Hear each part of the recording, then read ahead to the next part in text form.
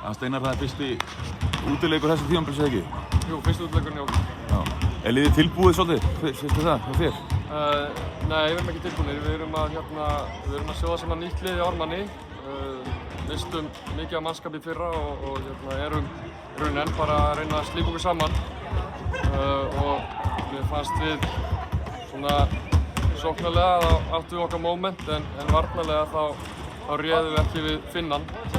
Hann Luko, það var hann sem að í rauninni vann leikinn fyrir þá með sínu presence inn í teig. Hann tekur heldur 26 eða 7 fráköst í leiknum sem þetta allt of mikið, sama þó hann sé 2-18. En við náðum ekki að framkvæma þessu ætluðum gegn honum, frákastalega sér. En þið náðu nú að stoppa hann nánast alveg í öðru leikluta? Já, enda komist við þá 10, 12, 13 stigum yfir í þeim leikluta. Og svo bara á sér stað einhver rosalegur fókusbrestur síðustu 12 sekúndunar. Þar sem við erum 13 stigum yfir, þegar eru einhverjar 12 sekúndur eftir. Og fáum á okkur 6 eða 7 stig á 5 sekúndum. Og það kemur þeim inn í leikinn í rauninni. Og svo í þriðja leikluta þá förum við að taka ótímabær skot. Við gerum ekki árás á körfuna í hraðapömpum þegar við höfum tækifæri til. Heldur sættum okkur við skot að utan þegar við hefum átt að fara á körfuna. Og við erum með í heild í leiknum erum við með 36% tveggjastiga nýtingu sem er náttúrulega ekki vænlegt til árangurs.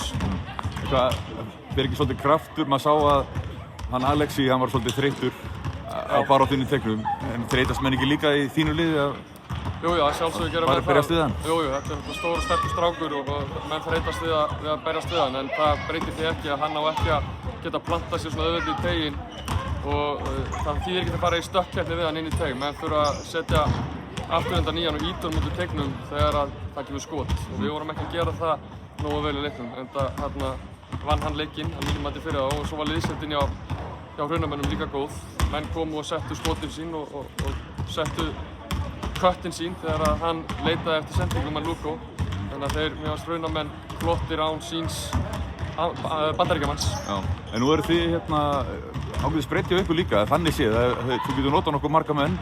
Egill kemur inn í lokin með mjög góða frammistöðu. Já, við erum, eins og segja, við erum svolítið ennþá að þreifa fyrir okkur með mannskapinn. Við erum með mjög marga unga stráka í liðinu sem munu fá séns og ég ætla að gefa séns, uppaldir ármenningar.